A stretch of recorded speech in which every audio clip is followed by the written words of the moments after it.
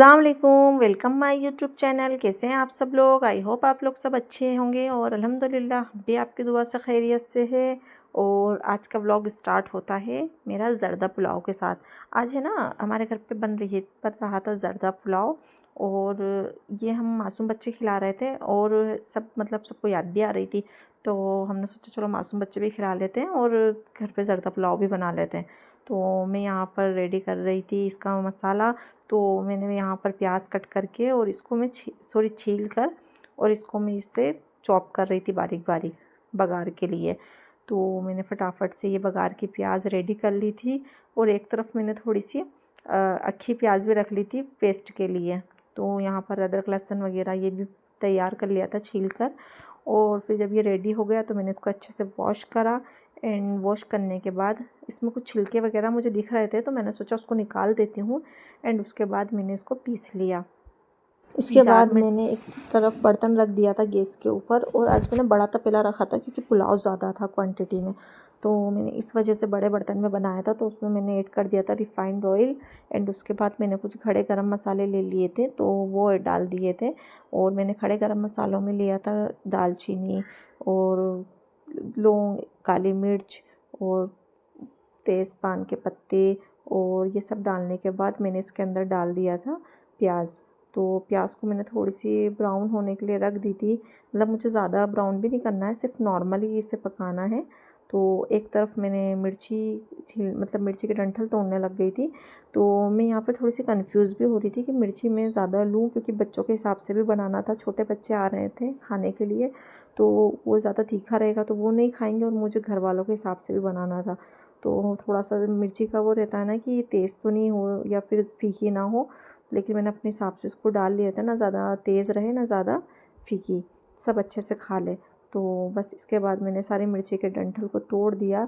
And उसके बाद मैंने इसको अच्छे से वॉश करी, और उसके बाद मैंने इसको भी तपेले में ऐड कर दिया। तो ये मैंने कट करके नहीं रखी थी क्योंकि सब मुझे ज़्यादा इतनी बड़ी नहीं लग रही थी। मैंने सोचा अच्छे से इसी में पक जाएगी, तो मैंने इसको कट नहीं करी थी और सबको ऐसे ही सिर्फ साबित हरी मिर्ची ऐसे डाल दी थी, सिर्फ डंठल हटा और के। बाकी हरी मिर्ची मैं पेस्ट बना कर डालती हूँ। मतलब मैंने ज़्यादा तो इसमें बघार के अंदर ऐड कर दी थी।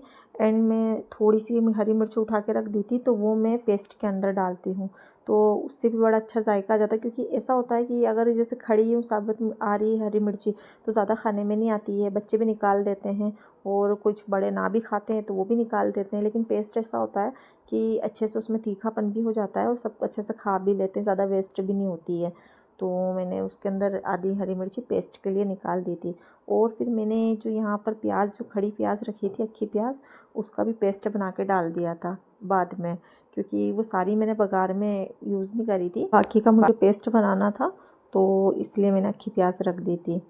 और कुछ तो ऐसा होता है कि पुलाव मतलब कई तरीके से बनाया जाता है। या तो आप बिरयानी की स्टाइल से भी बना सकते हैं, और या सिर्फ सादे मसालों से भी बना सकते हैं। तो मैं तो यहाँ पर सिर्फ नॉर्मल और बस सादे मसालों से बना रही थी, बिरयानी स्टाइल में नहीं बना रही थी। मैं तो मतलब खड़ी मसूर का पुलाव बिरयानी स्टाइल में भी बनता तो वो भी बड़ा अच्छा लगता है, मेरे हस्बैंड बोल रहे थे। लेकिन मैंने सोचा मुझे जल्दी भी थी, मैं थोड़ा लेट हो गई थी, तो मैंने इस वजह से इसको सिर्फ सिंपल ऐसे पुलाव बना लिया था। लेकिन ये भी इतना ज़बरदस्त और इतना अच्छा बनता है। बाद में मैंने फिर हरी मिर्ची और सौंफ, प्याज इसका पेस्ट बना के वो भी इसमें ऐड कर दिया था कि मतलब अच्छे से पक जाए ये भी बाद में। और हरी मिर्ची में जो मतलब हींग वगैरह रहती है, तो वो भी अच्छे से इसके साथ भुन जाए और वो निकल जाए उसकी जो भी हींग होती है। तो इधर मेरा मसाला अच्छे से भुन रहा था। और उसके बाद फिर मैंने ले लिए थे टमाटर। टमाटर भी इसमें मुझे कट करके डालना थे, तो टमाटर मैं देख के काट रही थी। अभी ये हो रहा है कि मतलब हमारे यहाँ जब भी जो भी टमाटर आ रहे हैं, तो ऊपर से तो माशाल्लाह इतने फ्रेश और इतने अच्छे दिखते हैं, लेकिन अंदर उसमें ना कुछ कीड़े निकल जाते हैं, इल्लियाँ वगैरह, मतलब बहुत बारीक बारीक सी, मतलब बहुत उसको अच्छे से देखना पड़ता है। क्योंकि अभी 2-3 बार ऐसा हुआ है कि हमने या तो सब्ज़ी के लिए कट करे हैं या फिर सैलेड के लिए कट करे हैं, तो उसके अंदर इल्लियाँ मतलब चलती हुई दिखती है। तो अभी पता नहीं है, तो शायद बारिश की वजह से ऐसा हो रहा है। क्योंकि हमने सब्ज़ी वाले भैया से भी इसकी कंप्लेन करी थी कि भैया टमाटर तो ऊपर से इतने अच्छे दिख रहे हैं, लेकिन अंदर तो इतने ख़राब निकल रहे हैं। तो वो भी बता रहे थे कि बारिश के अंदर ज़्यादातर ऐसे टमाटर आ जाते हैं। तो गाइस फिर हम लोगों ने टमाटर को कट करा एंड टमाटर कट करने के बाद और फिर इसके अंदर मसाले में डाल दिए। तो टमाटर से भी इतना अच्छा जायका आ जाता है, बिरयानी के उसमें भी बनाओ तो टमाटर डालते हैं तो उसका अलग ही जायका आ जाता है, दही वगैरह ये। लेकिन सिर्फ मैंने तो यहाँ पर टमाटर ही यूज़ करे थे।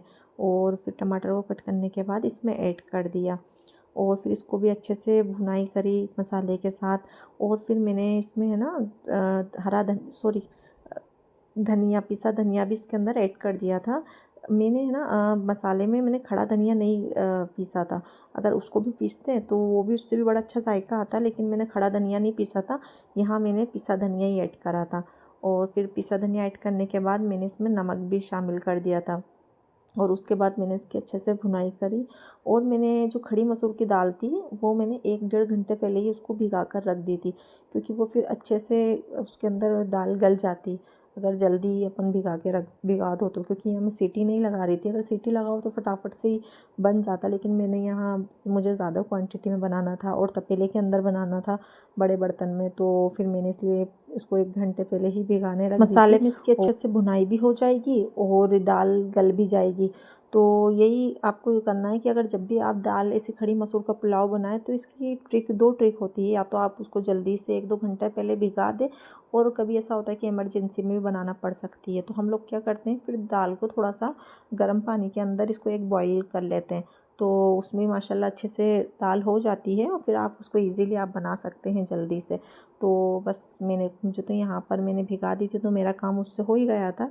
एंड फिर इसके बाद मैंने चावल ले लिए थे। चावल मैंने समथिंग 1.5 या पौने 2 किलो समथिंग मैंने चावल लिए थे। यहाँ मेरे चावल है ना थोड़े से कम पड़ गए थे, तो जो मंगाए थे तो घर में रखे थे चावल, तो वो उसमें ये हुआ था कि शायद गलती से हमसे या किसी से उसके अंदर दाल चली गई थी तुअर की। तो मैं वो देख रही थी, तो मैंने सोचा कोई बात नहीं, डाल लेते हैं इसमें, यूँ भी ऑलरेडी एक खड़ी मसूर की दाल शामिल है तो साथ में ये भी हो जाएगी तो कोई दिक्कत नहीं।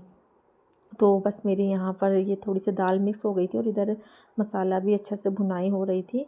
और फिर मैंने जब ये मसाला अच्छे से हो गया तो मैंने इसके अंदर शामिल कर दिया था पानी। और इसका पानी हमेशा जब भी लेते हैं तो जितना चावल होता है उसके डबल क्वांटिटी के हिसाब से ले लेते हैं, या फिर आप चाहें तो थोड़ा सा बढ़ा के भी ले सकते हैं, क्योंकि इसमें दाल भी ऐड करी है। तो कभी एक सब तरीके के चावल होते हैं, या तो कोई तो कम पानी के अंदर ही बहुत अच्छे से पक जाते हैं, और कोई कोई चावल में ऐसा होता है कि उसमें अच्छा खासा पानी लगता है। लेकिन हमारे यहाँ जो भी चावल आते हैं ना उसमें एक्स्ट्रा 1-आध गिलास तो पानी ज़्यादा ही शामिल करना पड़ता है। तो फिर यहाँ पर मैंने पानी भी शामिल कर दिया था और मैं फिर इसकी बस बॉईल का वेट कर रही थी कि ये जब भी अच्छे से बॉईल हो जाए तो मैं उसके बाद इसमें चावल को ऐड कर दूँ।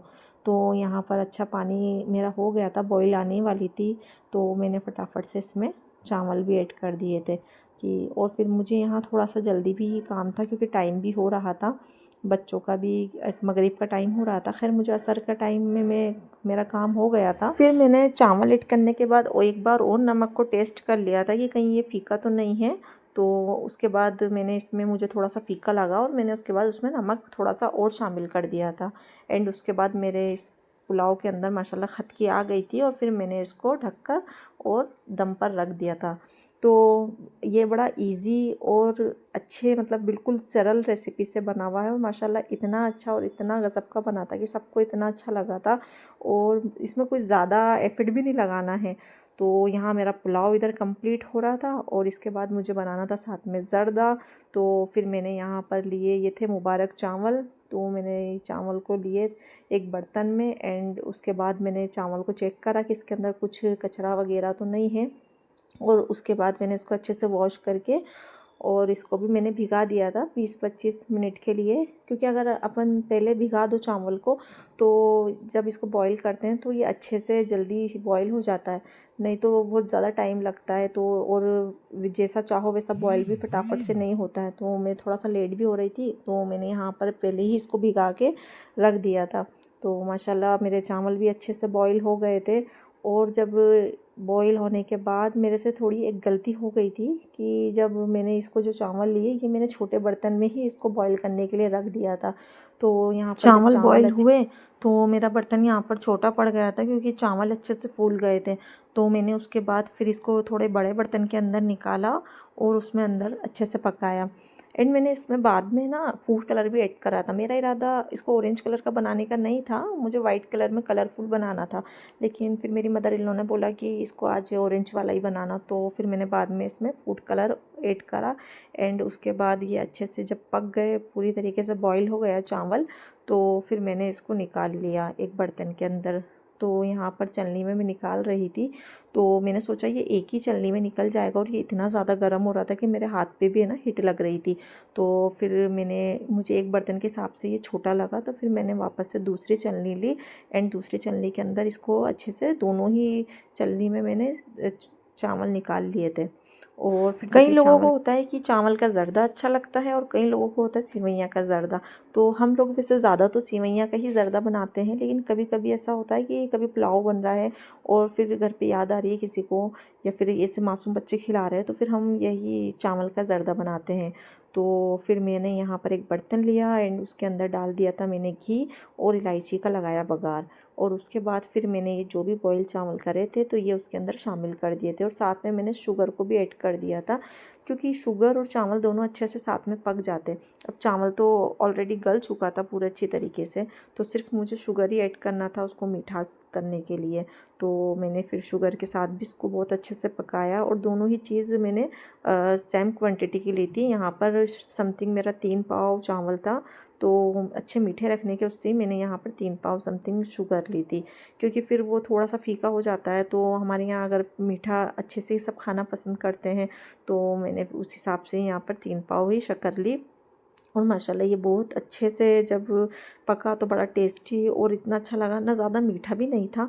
तो मैंने बाद में फिर इसको चम्मच चला के ऊपर नीचे शक्कर करके, और चावल जो मेरे बाकी के चलनी में जो बचे थे, मैंने सारे इसके अंदर ऐड कर दिए थे। और उसके बाद मैंने इसको ढक दिया था कि इसमें शुगर सिरप बन के और ये अच्छे से खुश्क हो जाए। और फिर इसके बाद मैंने इसको ढक दिया था। तो आप मुझे बताएं कि आप लोग मुझे कहाँ कहाँ से देख रहे हैं, तो आप प्लीज़ मेरी ब्लॉग पे कमेंट करा करें। और आप हमारी फैमिली है, हर हम मतलब हमारे ज़रा ज़रा सा जो भी रहता है, हम आपसे सब चीज़ें शेयर करते हैं।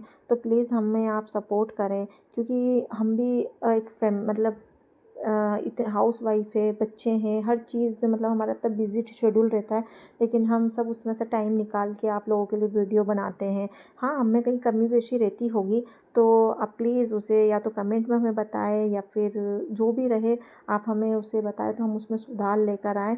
तो आप हमारे चैनल को ऐसे सब्सक्राइब करें। और आप देखिए फिर माशाल्लाह मेरा ज़र्दा भी बहुत अच्छे से बन गया था।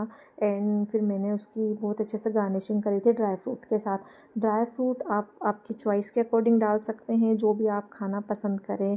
तो मैंने तो यहाँ पर डाल दिए थे माशाल्लाह, आलमंड डाल दी थी, और खोपरा और चारोली, और मेरे पास थे मगज के बीज, तो मैंने वो ऐड कर दिए थे। यहाँ मैंने बाद में घी भी डाला था। घी मैंने स्टार्टिंग में बघार में ज़्यादा नहीं लिया था, क्योंकि हमारी सासू माँ बोलती हैं कि जब अपन पहले डाल देते हैं घी, तो वो थोड़े से चावल कड़क हो जाते हैं, तो थोड़ा बघार के टाइम डाल देते हैं, और फिर थोड़ा लास्ट में अच्छे से मतलब जितना आपको डालना है फिर वो डाल देते हैं। देखिए माशाल्लाह मेरा यहाँ पुलाव भी एकदम खिला खिला और इतना अच्छा टेस्टी बना था। मतलब कोई ज़्यादा एफर्ट वाला पुलाव नहीं था, लेकिन माशाल्लाह बहुत अच्छा बना था। ज़र्दा पुलाव मेरा रेडी हो चुका था, एंड मुझे फिर रेडी करना था शरबत। तो शरबत में मैंने शुगर ऐड कर दी थी, एंड इसके बाद मैंने इसमें सारे ड्राई फ्रूट वगैरह डाल दिए थे। आपको मेरा ब्लॉग कैसा लगा और अच्छा लगता है, तो प्लीज़ मेरे ब्लॉग को आप लाइक करें, सब्सक्राइब करें, और मेरी वीडियो को आप प्लीज़, जो भी मेरे से गलती होती है तो आप मुझे कमेंट में बताएं, और आप मुझे प्लीज़ सब्सक्राइब करें। अल्लाह हाफिज़।